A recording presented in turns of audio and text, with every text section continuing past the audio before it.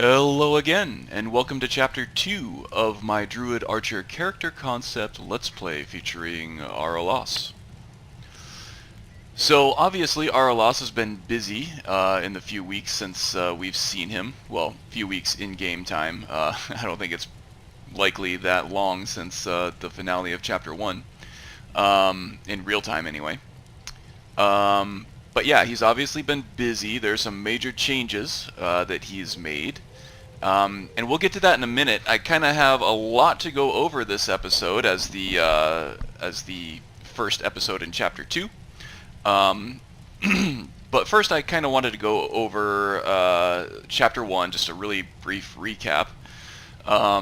So in Chapter 1, Araelas had been traveling with a band of hunters that sort of originated in southern Tamriel, around Elsewhere, Valenwood area. They worked their way up north through Cyrodiil, up through the western part of Cyrodiil. I'm sorry, the eastern part of Cyrodiil. And kind of up through the Velothi Mountains into Skyrim and sort of approaching Windhelm, until he kind of got coaxed away from his group by the forest, mostly because he preferred to be out amongst the trees and the animals, and the other plant life and wildlife, over kind of his more human companions. It turns out that may have been more of a purposeful thing by the aspect of the forest in Autumn Shade Clearing. The aspect of the forest was a Spriggan, who kind of became a mentor of sorts of Araelas. It is the first love that Araelas had really felt in his entire life. Even he had been raised by adults in his hunting party. He's not sure if any of them were actually his parents. He doesn't really remember any sort of affection or anything. He just remembers being trained in the way of hunting and archery and leatherworking. However, he's always felt kind of an affinity with nature.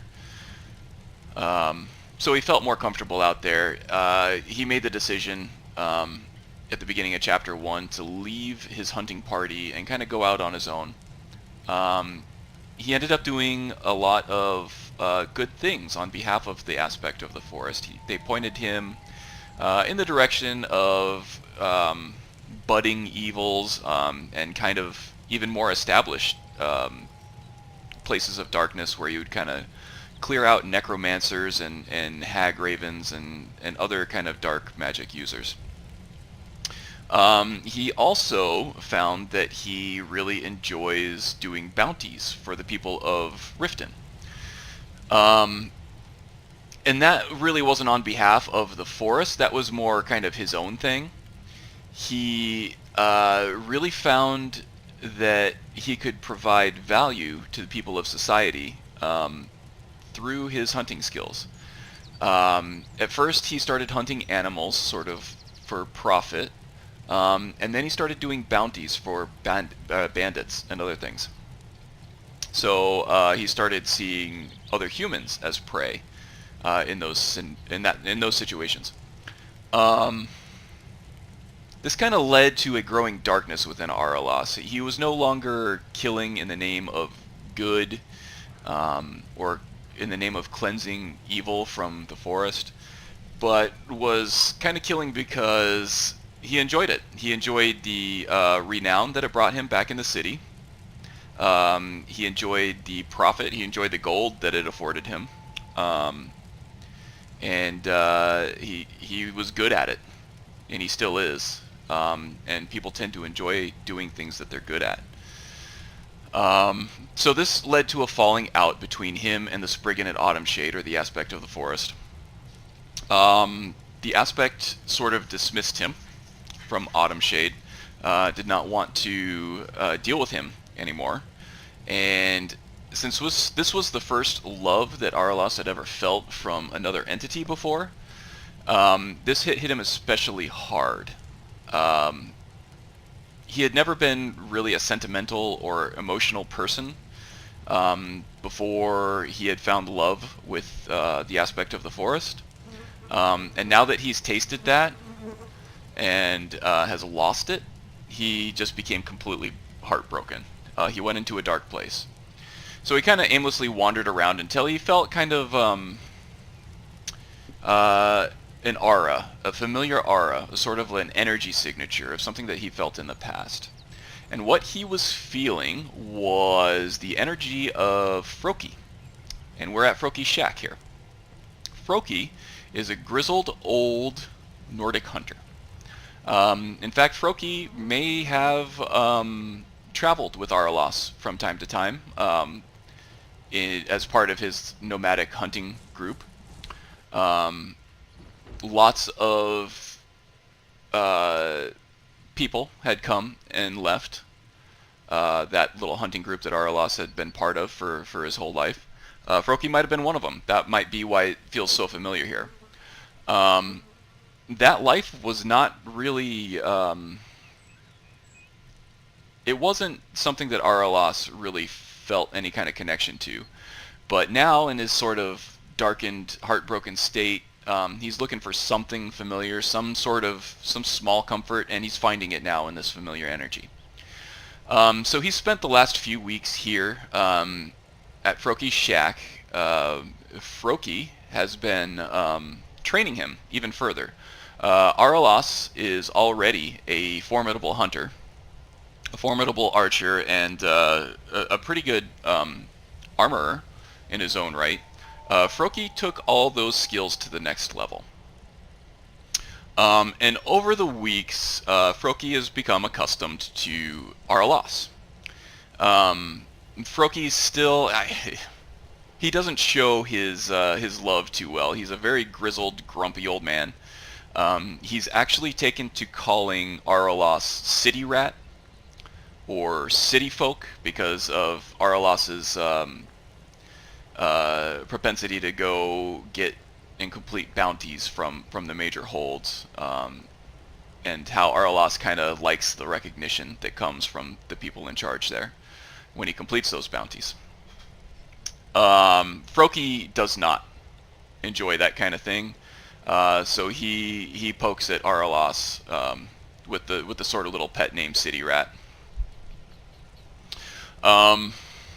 But lately, Froki has sensed in Araelas that there is a certain strength of character and a bunch of untapped potential there. He feels that Araelas has a sort of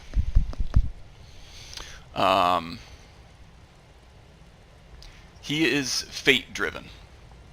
There's more to his story. Oh, my cell phone's blowing up while I'm recording. That's okay. He's kind of fate driven. Oh my gosh. So many text messages. Okay. I'm going to put my phone over there so we can't hear it. So yeah, Froki feels that there is a major story to unfold in Araelas' life, and Araelas is not going to find this story hanging around his shack, hanging around an old man and his grandson in a sort of heartbroken stupor.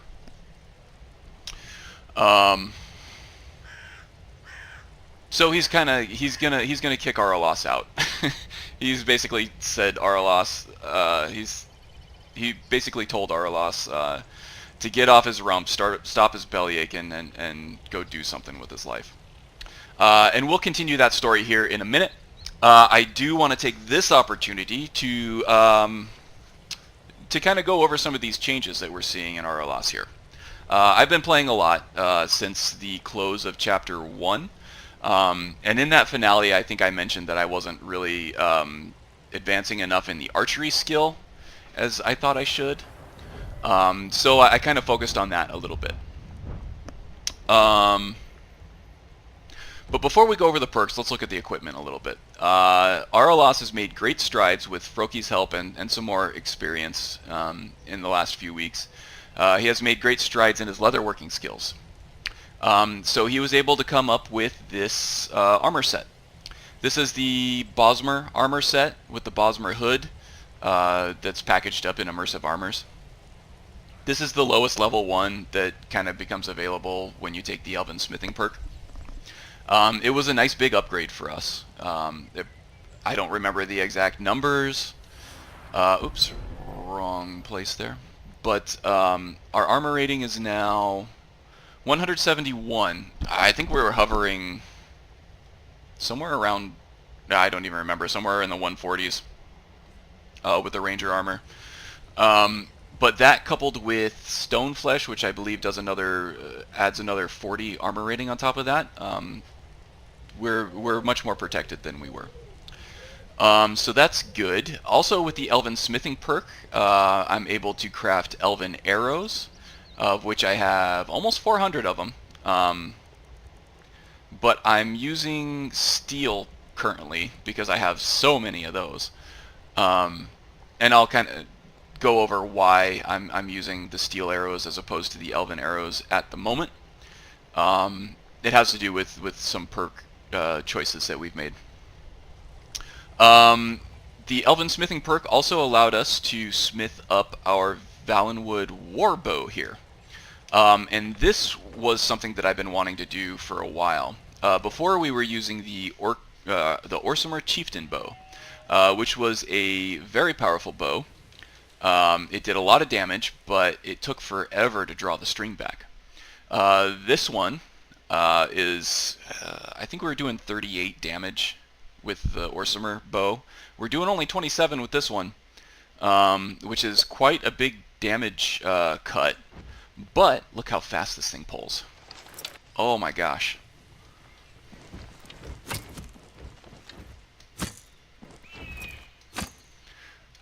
Much higher rate of fire. Much higher rate. So I don't know, I haven't done the math on it to see whether or not this actually has more damage output than the last bow that we were using. But it does lend itself to more of the playstyle that we were going for, which is short-ranged archery, lots of use of TK dodge, lots of quick shots in third-person view. Much more active playstyle than sort of a long-range, slower-paced sniping archery build. I think this is funner. It's probably more cinematic too. It's probably more fun for people to watch. It's more fun for me to play. So I'm looking forward to those changes. That's awesome. So that's a huge change. That's probably the biggest change in terms of feel and gameplay style that I've made. We still got Mr. Torchbug down there. We are wearing a Bosmer hood, and hoods in immersive armors also allow us to wear a circlet. And I am wearing a circlet of minor restoration so that I can cast healing spells and other restoration-based spells. Still only using the apprentice level spells for now. They're a little cheaper to cast, so we can cast them more often. Okay, so let's move on to perks. This is where some of the bigger changes took place. Obviously, I took the Elven Smithing perk here. That allowed us to upgrade our equipment. What else did we do here? The big ones, other than that, all came in the archery tree. So we've made quite an increase in our archery skill. We're all the way up to 63 now. The major ones here, I took the second rank in Steady Hand, which allows us to slow time while we're zoomed in. This is huge for kind of a fast-paced, short-range archery build. This allows us to kind of slow down the pace a little bit in a frenetic, fast-paced battle and pick our shots a little better. It also, well, we're going to be using it a lot, so a lot more than just the zoom that we were using before, so we're going to be eating up stamina a lot quicker than we were before, so there's that. I don't know if I already had the Ranger perk, but now we can move full speed with a fully drone bow, which really lends itself well to this playstyle. Quick shot. Obviously, we have a quicker bow now, coupled with 30% faster draw on all bows. So yeah, now we're able to fire these bows off super quickly, which is awesome. It's what I've been waiting for. What else do we have up here? I think we also took pinning shot, which is also quite important for this playstyle. Since we're going to be playing in short range, our speed advantage over other enemies is going to be huge. So if we... Oh no, I'm talking about crippling shot, which we already have. Shooting someone within 25 feet slows them for 10% by 20 seconds, and it stacks. So that's important. The pinning shot gives a chance to stagger a target within 50 feet.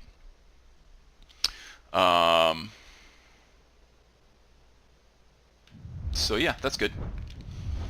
I think that is most everything that I've taken so far.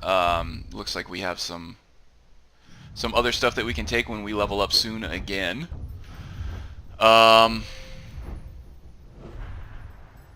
I think maybe I also took this light armor perk as well. But I don't remember. The archery stuff was the most important part. And we took care of that. So also, we got a new buddy. Baloo was a regular bear. This is a cave bear. He does more damage. He takes more damage. So he's just kind of an upgrade of the same concept. He's a little bit better of a tank. His name is not Baloo. His name is Bjorn. That came from Jaren Scotland. It was a suggestion from him, I believe. I liked Bjorn because it's a Nordic name. It's Swedish for bear. So it has some meaning to it. And I do also like the character Bjorn from the Vikings, Ragnar's firstborn son. He's kind of a badass. And so is this guy. So that's Bjorn. Shout outs to William, aka Haggis Hunter, who did feed me some good suggestions about for bear names as well. I was really considering going with Bruin. I really like that one a lot. It kind of has an elvish flair to it with the I-N, with the U-N on the end of it. But I think that name translated to brown. And Bjorn here is more closer to black. Baloo was more brown. So I might still use Bruin once we get there with another bear if we ever get one. Okay, so I think that was all the stuff that we filled. I think you're all filled in now, is what I'm trying to say. So let's go talk to Froki and see what he has to say here. See why he's kicking us out. Just what we need.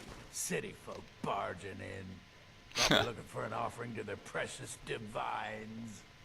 Well, this is the first time he's talked to us about religion, but I missed you too, Froki. What was that you were saying about divines, though? Because I don't really believe in divines. I didn't know you were so religious. Good. This is Skyrim, and we should honor the old ways. These foreigners don't even respect their own gods, much less Kyne and her sacred trials. Okay, so who is Kyne, and what are the sacred trials? It's an old Nord tradition. A test to prove your worth in the eyes of Kyne. Show that you're a hunter, and no simple butcher. Kyne teaches us to respect the beasts, and blesses the hunter who will face their champions. True Nord hunters are those who survive the trials. Do you think you're strong enough for Kyne's blessing? I would be glad to pass this tradition down. Very well, if you must. Tell me what to do. You must defeat guardian beasts blessed by Kyne. I will anoint you with the symbol of the wolf, the crab, and the skeever. This will compel the guardian to appear when you reach his lair. Here's where you need to go.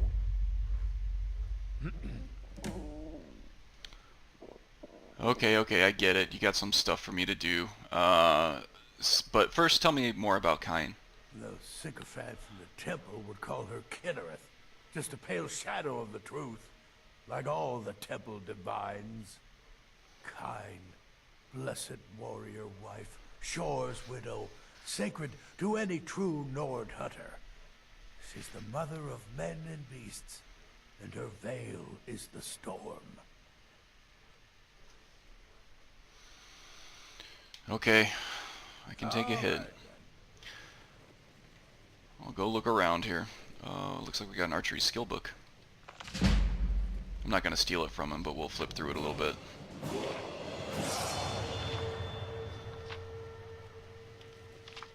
Yeah, now's not time for reading. But we did get a level up. So Haming here is Froki's grandson. Turns out Haming is an orphan.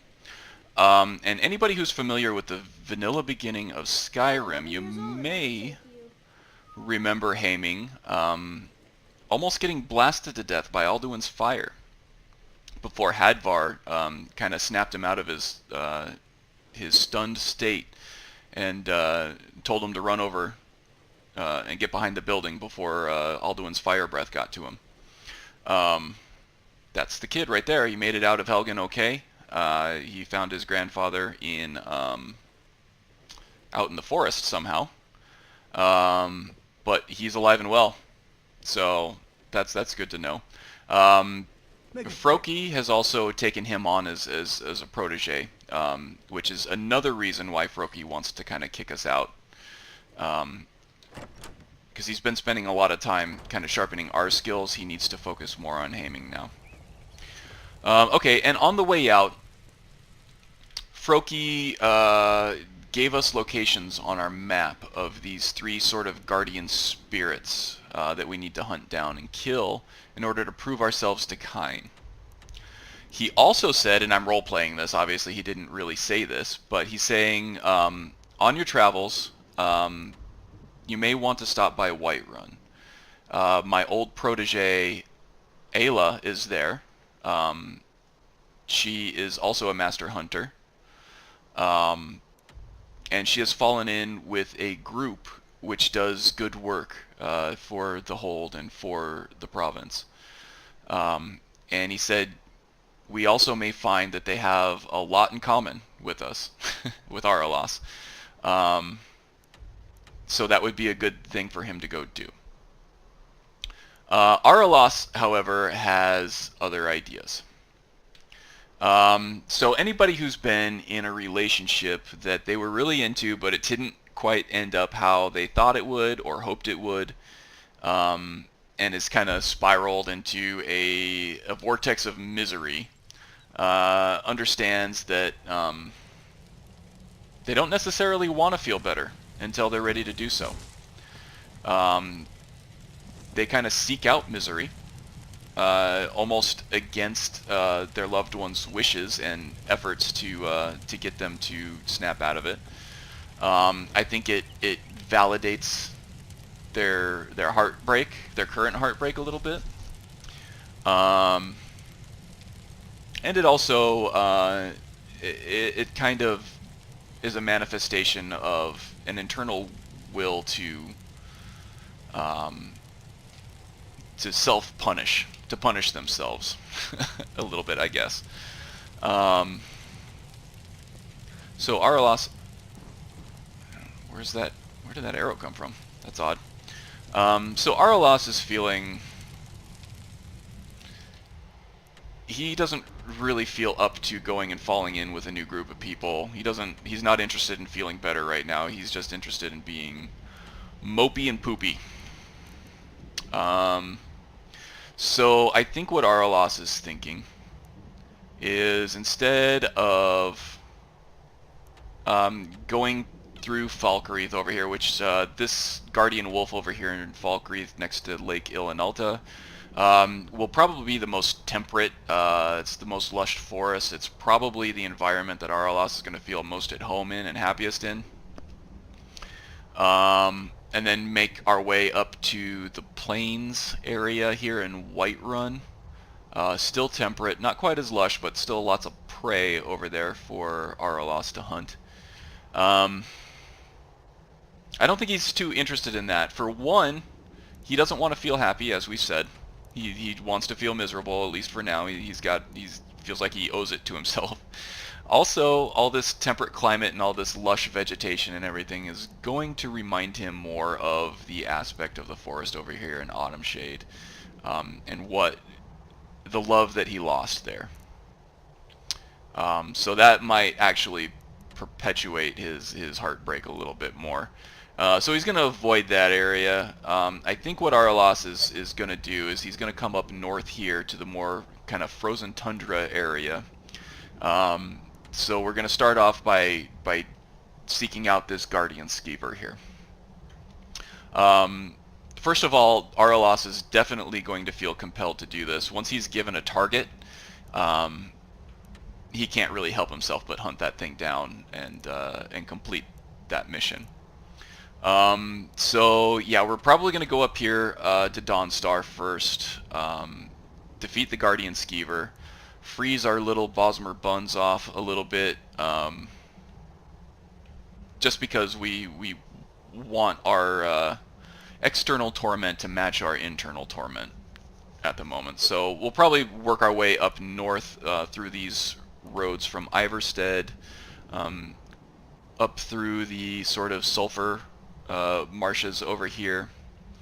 We'll probably stop off in Windhelm for a little bit to see if we can pick up some bounties and gather some supplies.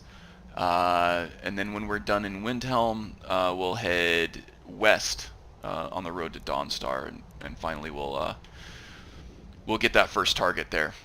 And then maybe we'll think about working our way down south from there. But I think that's Araelas' plan. That's what he would feel like he needs to do in his current heartbroken state. So let's go ahead and get everything packed up here.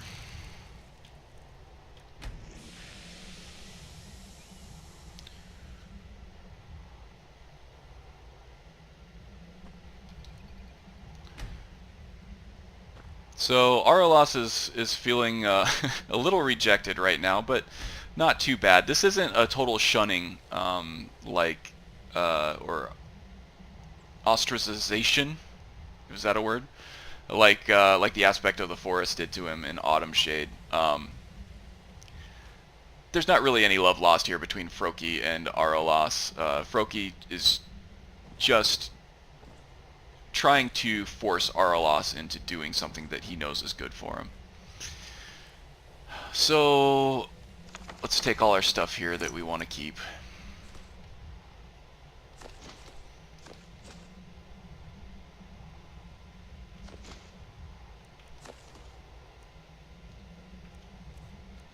I think we can get more dead wood. I don't think we need any more of that. Do need the animal bones for Scrimshaw, though. We can still craft quite good arrows.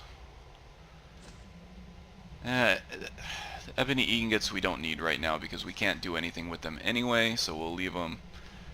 Malachite we don't need. Moonstone we can use. Orichalcum, I might take the Orcish crafting perks soon.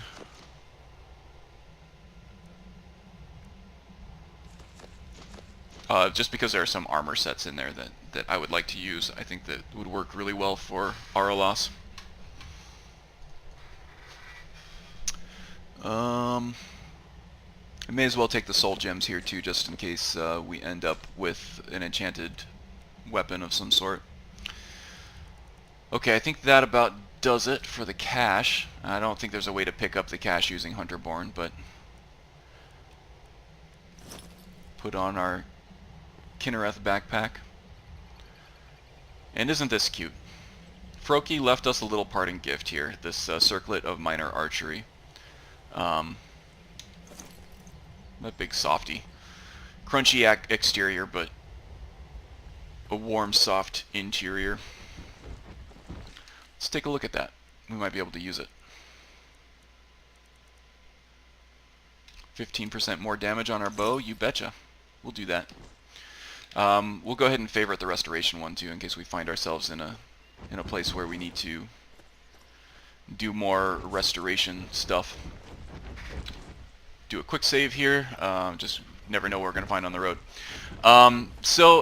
Normally I would cut away from here and kind of start recording again during the, well, at least once I got to where I was going. But we kind of have a lot to digest here. So I'll just keep recording this footage here. As Araelas makes his way toward Iverstead. So yeah, Kind's Sacred Trials, huh? Araelas has always felt a spiritual connection with the forest and with nature. But he's never really put a name or a label to it. It's always just kind of been sort of an intuitive thing. He knows that there's something there. He feels it. He interacts with it on a daily basis. But he's never really talked about it. Never really. There's never been any formality to it. It's always just been. It's always just been there. Froki's last little sermon about Kind versus Kinnereth and everything is kind of the first exposure Araelas has had to those names and a sort of a formal definition, as vague as his description of Kind was. That's the first sort of vague description he's heard of any of this kind of spirituality that he's felt. So he's kind of intrigued. I can see this these sacred trials as kind of a first step on his way to a deeper spirituality and a deeper understanding of the divines and the Daedra and different other entities that kind of influence nature and Araelas himself. Now this looks familiar. Araelas was completely salient through all of his escapades here as the werewolf, where he basically slaughtered everybody in the camp for attacking wild animals on sight. That's going to take me way too far out of my way. You're just going to have to wait on that one, Kind. Doesn't look like they have brought in any more reinforcements since then. I don't see anybody milling around, so I think Araelas will likely just as soon avoid that as go investigate. So we're going to leave that behind.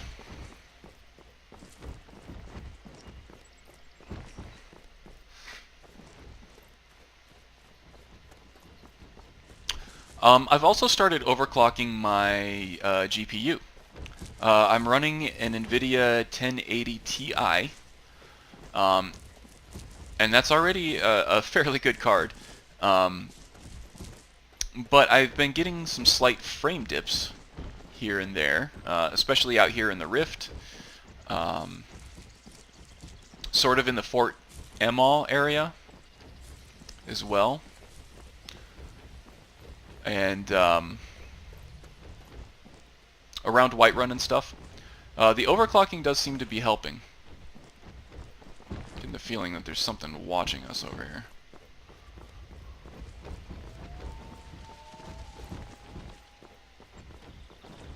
You ever get the feeling you're being stalked? Alright, I suppose we're okay.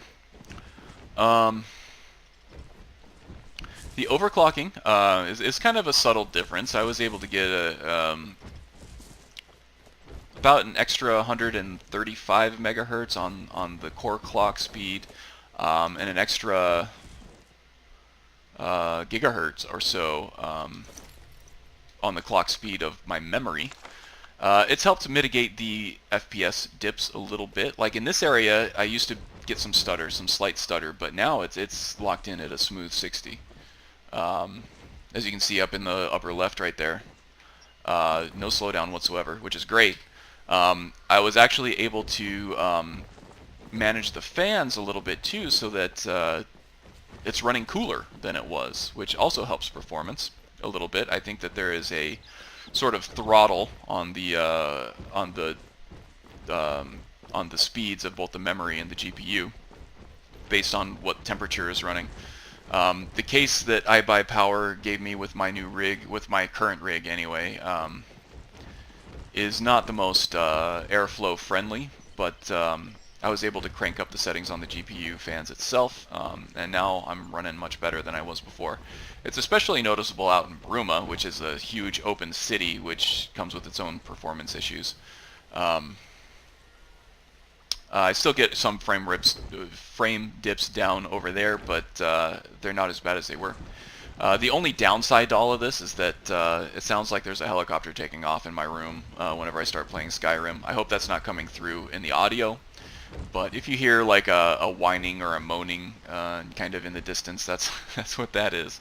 Until I get an upgraded directional microphone, we're kind of stuck with that background noise. I think it's just it's a small price to pay for this performance boost on my GPU.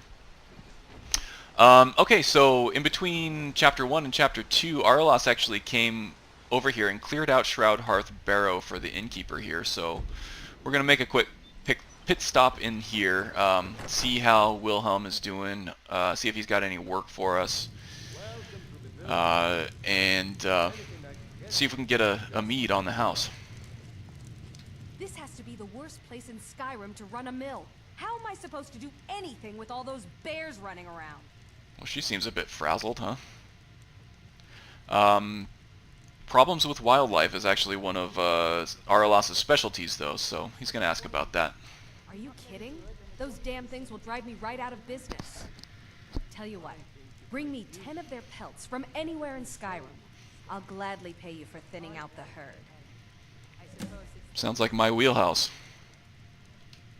Consider it done. Give those stupid bears what's coming to them. Eee, watch your words. Bjorn over there is sensitive.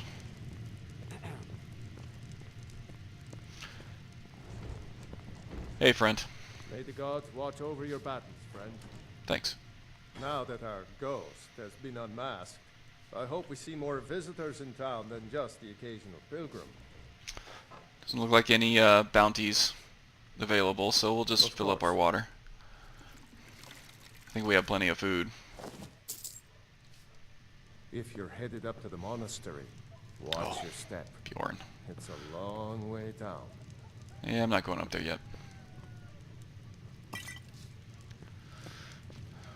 Windhelm told us to help us ourselves do a bottle of mead, so that's what we'll do. Araelas is nowhere near an alcoholic. He does enjoy mead, though. It's the one alcoholic beverage that he can have that doesn't have any plant life in it, since it's made from fermented honey. It does help take the sting off of the heartache a little bit. Still there. He'll stop at 1, though. He knows his limits. Let's have a quick snack here. Get topped off. No, I'll tell you when. One more small piece. I just don't know. I just don't know if he's already satisfied or if. There we go. Yep, that was it. He was just really hungry. I guess I'd been talking a lot more than, or a lot longer than I'd realized, and he got all hungry in the meantime. Time is it? 3:04. Okay. We have time to travel.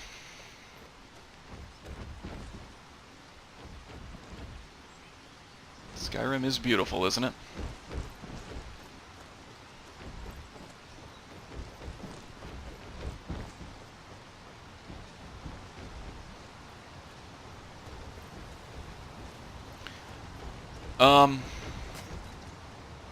Oh, I guess I could take this opportunity to address a comment that I got in another social platform. Somebody mentioned that Druids won't use metal. Araelas uses metal in his bows. He uses metal in his wood-cutting axe there. He uses a little bit of metal in his bow, a little bit in his armor. I'm just doing the best I can. The Druid part of this build was more of an inspiration for things that I could do later in the game. more so than it was a hard and fast rule that I was going to follow. And we're talking about the Druid class in Dungeons and Dragons. Yeah, they don't use metal. They probably wouldn't go around killing animals for profit either, or even people for that matter. And I think that's what makes this character interesting. Is that's kind of the central conflict within this character. He's got the light side, which is kind of his druid side, his nature-loving, life-loving healer side, with all his clerical magic and stuff like that he can wield, and his shape-shifting ability to the werewolf. But he's also got the darker side of the hunter, which kind of represents the death side of that dichotomy. As a hunter, he's trained to kill in very efficient ways. He enjoys both aspects of himself, and he finds that they're at odds. Those two sides are at odds, which they are. I can't be a hunter, a killer, and an archer really, and be a druid in the strictest sense of both of those words, hunter and druid. They just don't work together.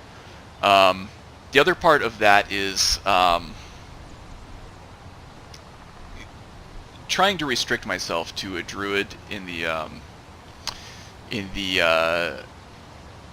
definition laid out by Dungeons and Dragons. It just wouldn't jive with the sort of green pact thing that I'm going for here too. Druids would really only use wooden weapons, and I'm really not supposed to use wooden weapons either as part of the green pact. But I'm kind of breaking that rule too. But at the end of the day, this is my world. It's my character, and my choices. And I don't want to overly restrict myself to the point where it's going to make it hard to tell a story, and it's going to sort of limit my gameplay options into something that's really one-dimensional and bland and not fun to watch and not really fun to play. So yeah, Araelas is not a very good druid, at least at this point. He still does have druid-like traits, characteristics, and we'll explore those further. His druid side will become stronger, I promise. Right now, he's just he's kind of feeling the hunter side a little bit more, especially since he's been shunned by the aspect of the forest. But I think we have a bear over here that we can use for his pelts. Oh, he dodged us there.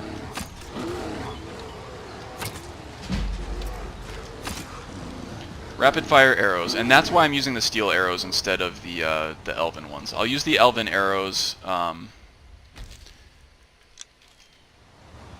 I have to take on a more formidable enemy. But for now, I'm just going to use the arrows that I can spray at a high rate of fire without having to worry about conserving ammo.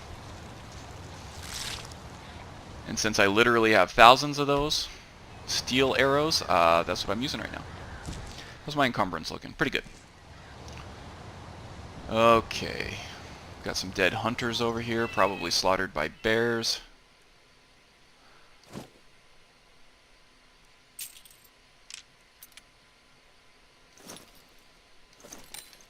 Can sell some of this stuff. I don't want to lose our place here, but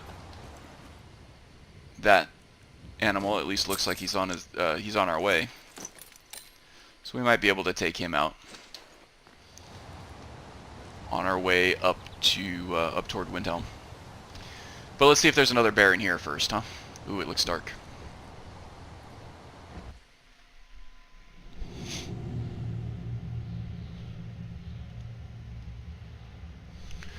Oh wow, it is really dark. It does look like we have some movement up there though, so I don't want to turn on our lantern and alert them. Let's use this darkness, but also make use of the night vision that we have. Oh, I love that.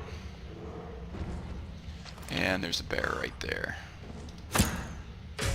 Got him. Alright. Let's do this, Fluffy.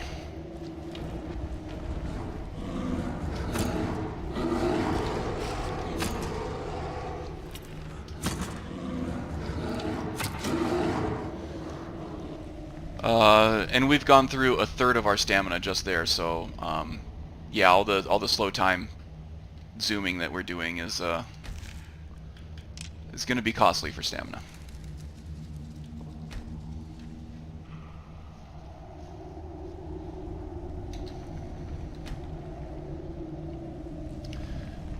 And our skinning skill has gotten a lot better as well over the few weeks that Araelas has been on his own between chapters. So every time we get a bear pelt, pretty much every time we get a fine bear pelt, which when we can get to a tanning rack,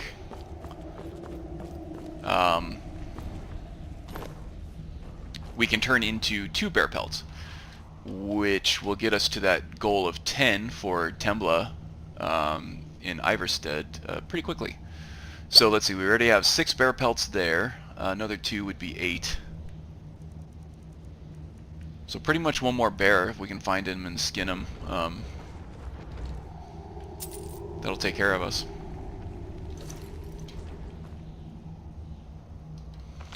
Smithing skill book, we'll take that. And we will leave the health potion there because it very likely has plant-based ingredients in it, and we don't want to violate the Green Pact. Before we go out there, let's turn our night vision off. It's going to be really bright out there otherwise.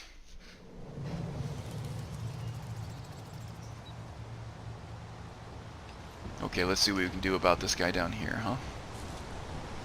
Oh, that looks like a troll down there. Okay, we can take care of him.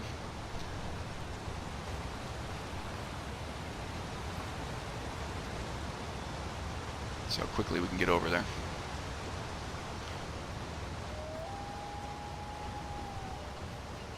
We might be alone with him for a few seconds before Bjorn gets back up here.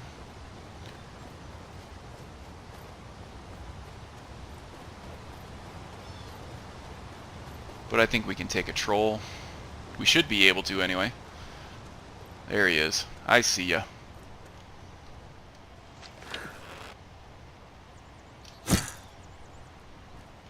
No, that didn't hit. That's one drawback. Oh, Bjorn caught up with us here. Oh, Bjorn is a badass. That's one drawback of this bow, is that its range isn't very long. It's got a very short flight arc for the arrows that come out of it. Troll's blood, we can make poisons and regenerative potions out of that, so we will gladly take those. Looks like we got some extra loot there.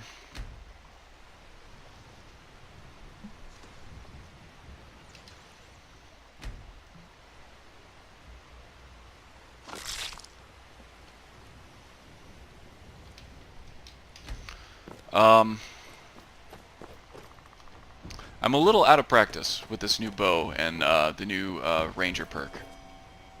I'm missing a lot, I will admit. That'll get better though. I just got to get used to how the arrow kind of flies. It has like a special flight pattern when you're moving side to side and shooting shooting an arrow. How about a snack for the road, huh? Yeah, Araelas still eats people. He hasn't found a reason not to yet. High in protein, low in carbs. And we can use some more orichalcum here.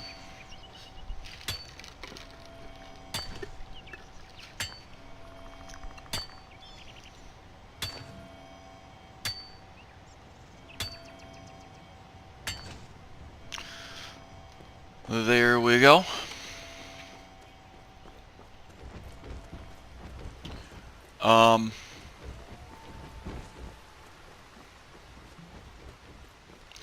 I think this might be very close to a good place to cut the video. This has gone on. I've I've rambled on long enough, I think, at this point. There were a couple more things that I wanted to get into this episode. So I might just make it a long episode. I hate kind of artificially cutting episodes where it doesn't really feel right. So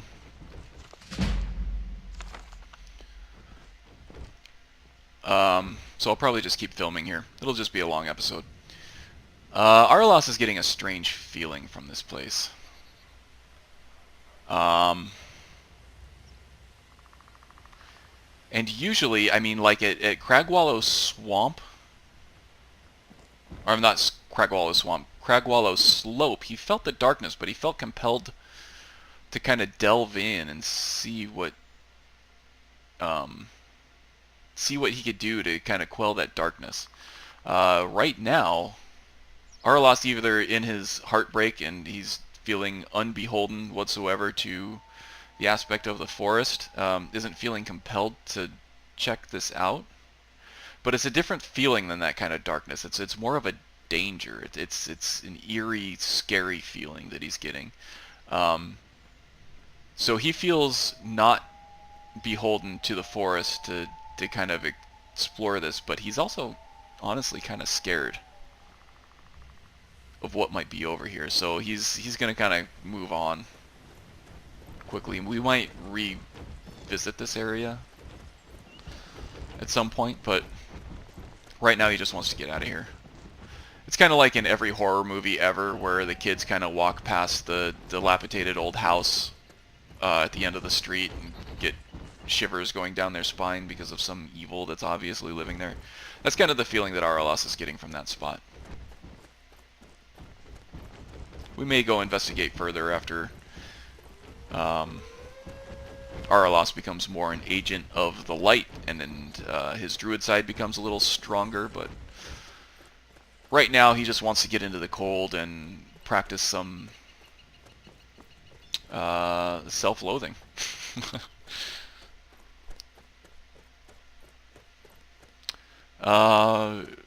We have been on the road for a while. We made a lot of progress. Let's go ahead and quick save here, just in case something pops up out of the bushes that catches us off guard.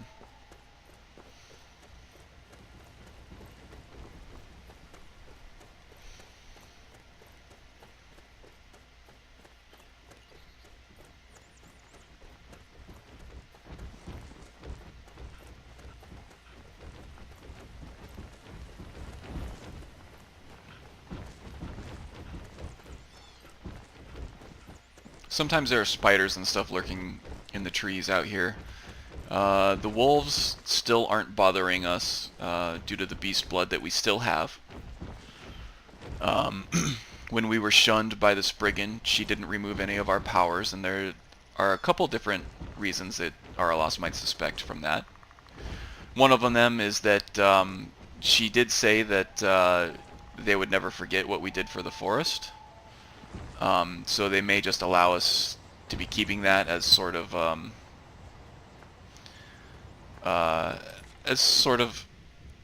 what happened there? My controller's going wacky. Well, that's a first. Okay. Maybe just as a, they're allowing us to keep the beast blood just as a reward for all the stuff that we did in the forest's name. Or maybe they didn't have the power to take it away. Maybe the aspect was just a single factor in a much larger system that comprises of all of nature. I don't know. We'll explore that further.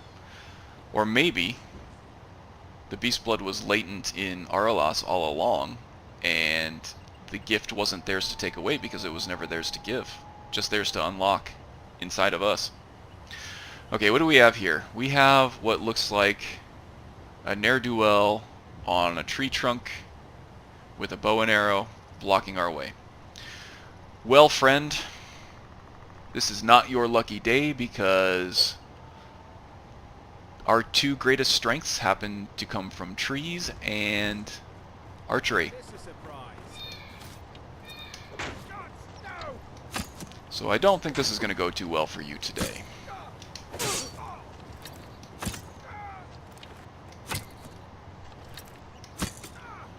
Still dealing with funky launch angles on these third-person bow shots, but that's okay. We make do.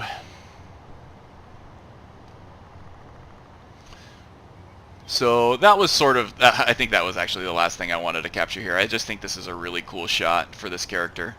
A kind of a battle on a tree bridge in a large ravine with another archer. Pretty cool, right?